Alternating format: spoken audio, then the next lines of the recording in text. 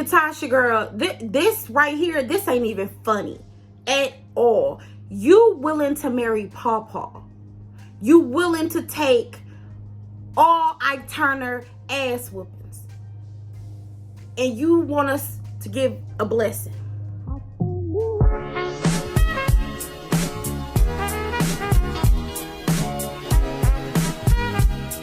What's going on, beautiful people? It's your girl, your best friend forever on this YouTube streets.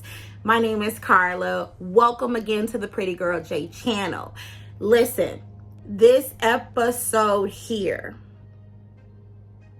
y'all, it had me in tears for this girl.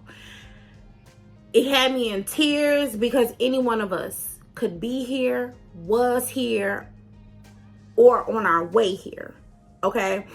And I'm glad they told the story. I really am glad they told the story. But before we get into the story, welcome. If you are new to my channel, never seen me before, my name is Carla. Welcome again to the Pretty Girl J channel. Please, sometime in this video, hit the like. Don't forget to hit the subscribe. And most importantly, don't forget to hit the bell notification so that you don't miss an upload from your girl. Okay, so this episode was full of red flags. Okay, full, and some of it was funny, but the story is not. Okay, it is not. It is familiar for myself. Maybe it's familiar for you guys. But it definitely had me like, Lord, it could have been me. It definitely had me like, Lord, thank you for your strength. Thank you for your common sense. Thank you for keeping your hands on me. And I'm not trying to preach on here, but this girl, her age, the story, is so familiar. Problematic from the very beginning. Problematic. First off, Katasha is 25 years old, guys. And Victor, Pawpaw 55. Ike Turner is 55. Yes, y'all heard me. 55. Yes. His kids is older than her. I'm gonna be honest, it wasn't no attraction there between them two. It was a father and daughter relationship. I saw it from the very beginning. It ain't no love. She loves the protection from that man. She loves the protection and a roof over her head from that man. Okay? She don't love him. The blessing out from the very beginning, I was like, what they need a blessing for? She don't love that man. That man love what she can do for him. That man love what she looks like on his arm. And I don't even know why you asking for a blessing, but we'll get into that. So I know y'all like, okay, sis, how they meet? Because I didn't see the episode yet, or I'm gonna watch it after your review. How they meet? I'm gonna tell y'all how they met. Boo Boo was 19, working at your local grocery store, your local Kroger's, your Piggly Wiggly,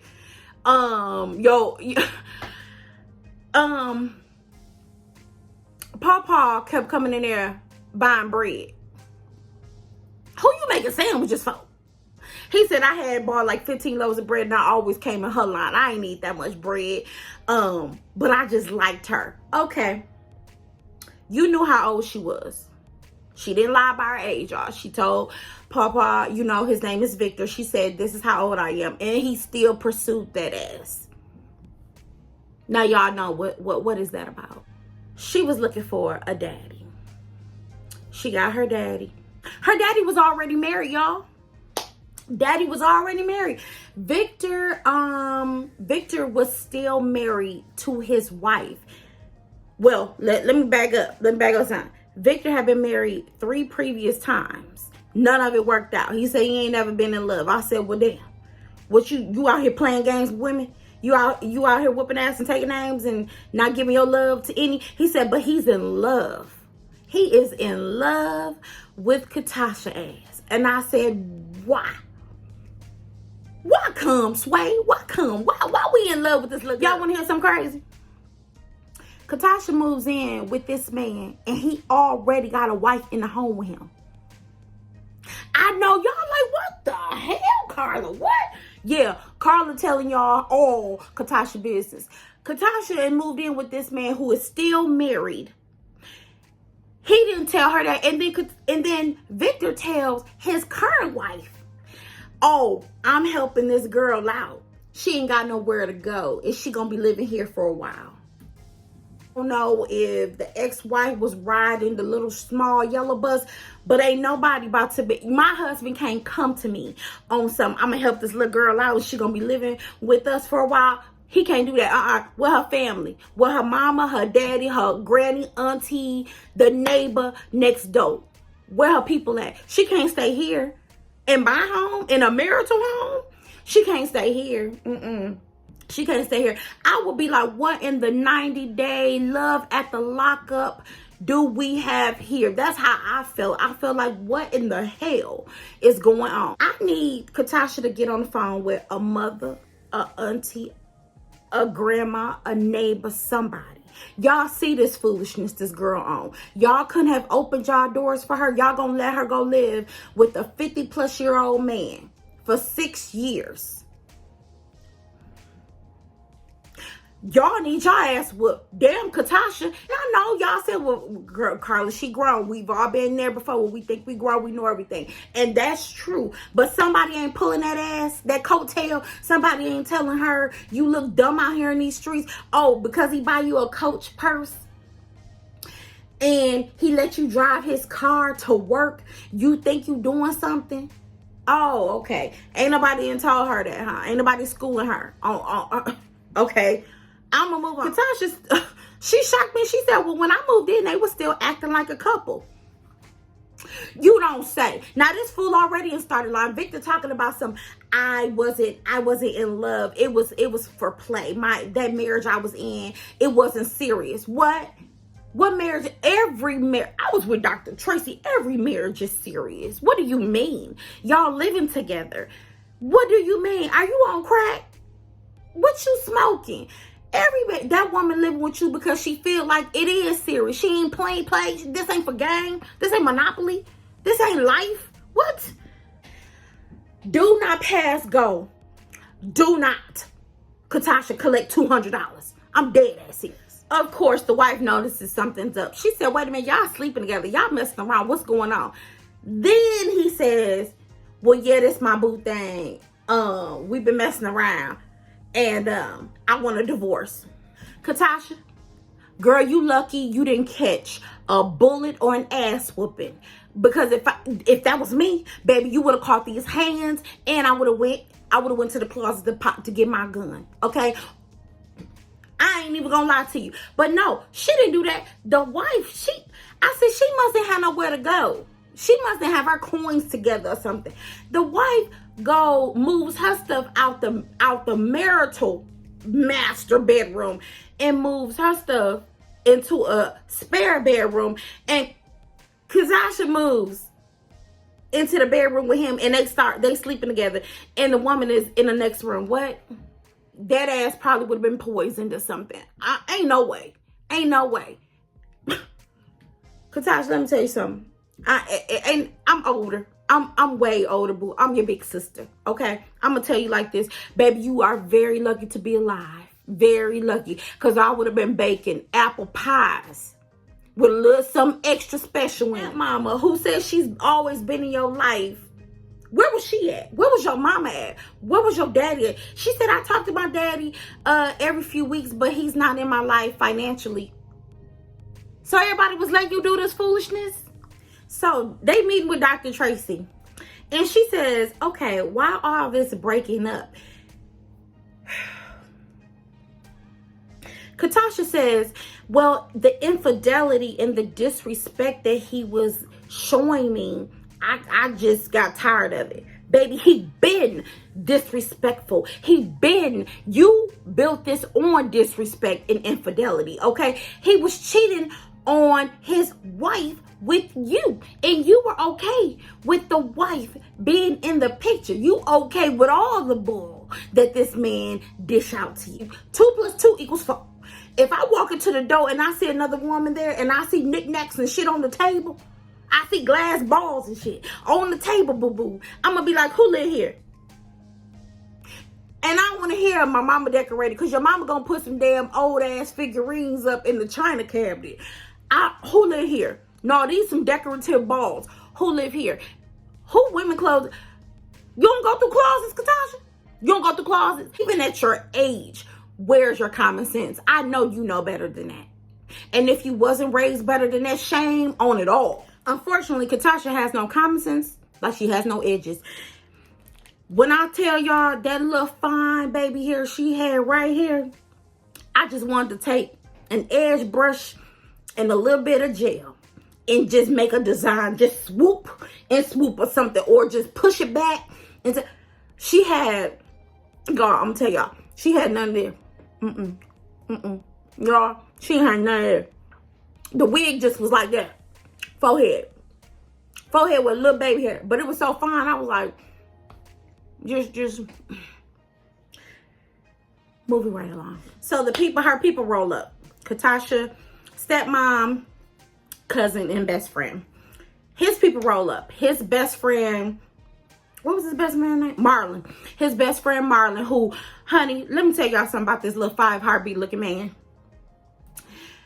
Marlon's shirt was so tight, you can see what he ingested for lunch. They don't know anything about Katasha because they don't come to the house to visit. He keeps Katasha in the dungeon, i.e. their house. And they don't know how they met, their situation, their timeline. They don't know any of that, okay? Now, Katasha people say that now they've met him, but they've seen a few red flags. Especially the stepmom, Casey. She is very concerned about the controlling behavior because she's witnessed it, and she's like, And then sometime when she's spoken to her, it's always kind of like she can't talk full out. You know, she got damn near talking cold about the concerns. Marlon says, the best friend, hey bro, this toxic right here. All the arguing, the fighting, all that is toxic. I don't see why you with this little girl, basically.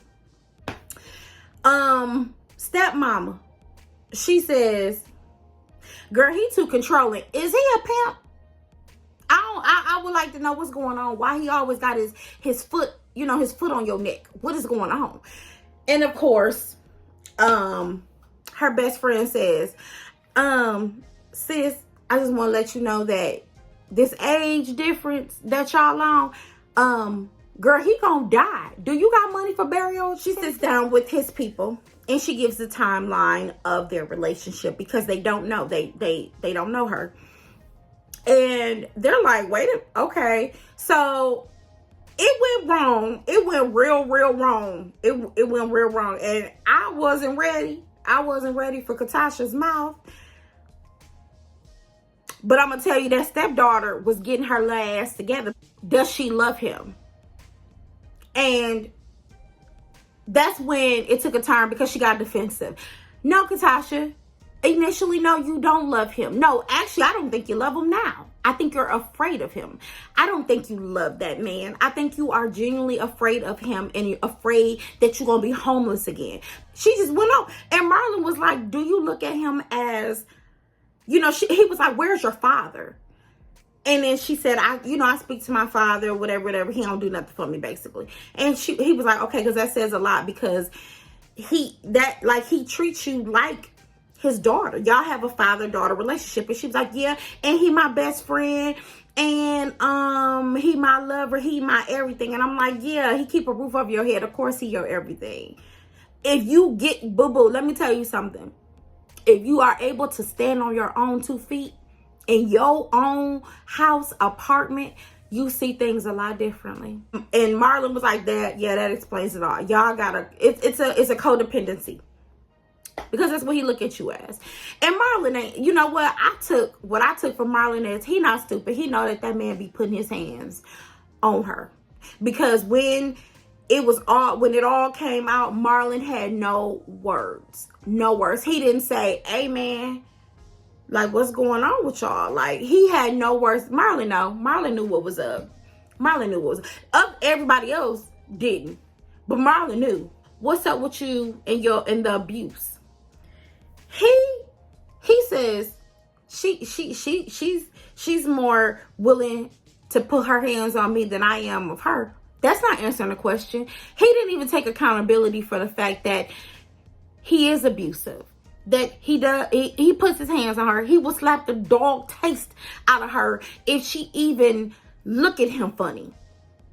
And I said, oh no, I kind of thought we had I turned her. Now I know for sure, because the stepmom was like, it's been times that have raised red flags, like her running out of the house. And her mother came to pick her up, and she was gone out of the house for 7 months. Well, what had happened was we had a disagreement about she thought I was cheating on her, and she got mad and ran out the house. I said, no, I call bull. I call flag on the play. Ninja, you lying. Ain't no woman running out no damn house like a burning, like it's on fire, like we in a burning bed. If y'all just having an argument about cheating, ain't no woman gonna call her people to come pick her up over no damn cheat unless she done. She ran out the house because you was putting your hands on her and beating the hell out of her, and she was like, I gotta get to safety. So Heather, who is Victor's daughter, well, stepdaughter from his previous marriage, she giggles. She says, so you don't love him? It wasn't love there? And she just went off on this girl. You know what? You so disrespectful. I said, now, Katasha was going on and on. The girl was like, wait a minute. I'm asking questions like everybody else. How am I disrespectful?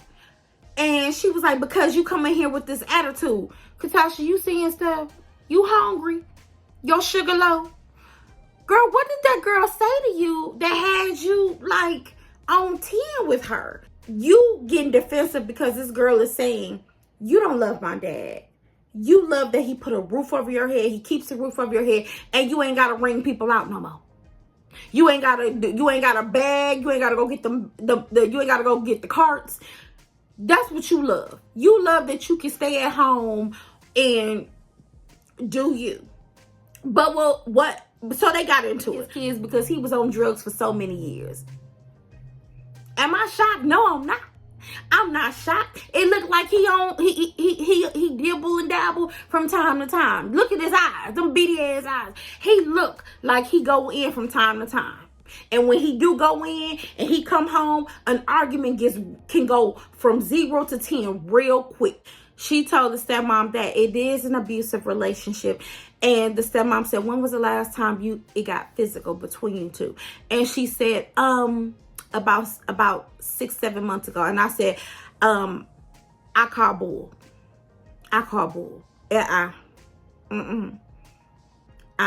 More like last week. You more like that day. You are so afraid of this man. And then you tell us, I don't want to talk about it. Let's not say nothing because he told me I better not bring it up. And I don't want no problems with this man. Stepmom, she was like, oh no, I'm definitely leaking this to Dr. Tracy. So she goes and tells Dr. Tracy what's up with the abusive relationship that she's in and the lies she's sitting around here telling. She's sitting around here talking about it only happened once or twice. Lies. All lies. So at dinner, they discussed the altercation between Heather and Katasha. And Katasha says, listen, I've been there before. I've been in an abusive relationship before, and she's older than her, but she's like, when I was younger.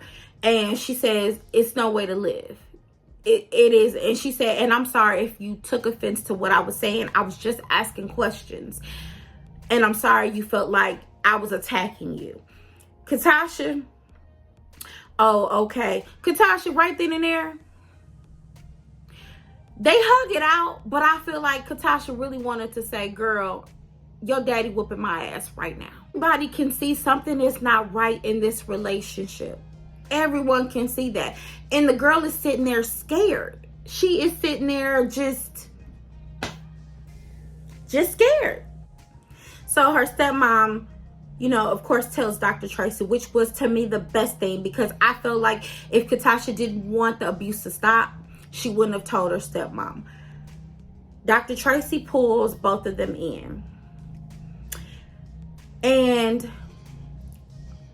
she says, I'm bringing you in because I want to know about the physical abuse between you two. See how Victor turned into Ike Turner? Within 1 full minute, he turned into Ike Turner. I could see it. He looked at her, and the first thing he said was, what you tell these people? And I you know what? Tears came to my eyes, because when you look at her, she looked scared as shit. She looked like if those cameras wasn't there, he would have jumped on her. And then he did the what abusers do.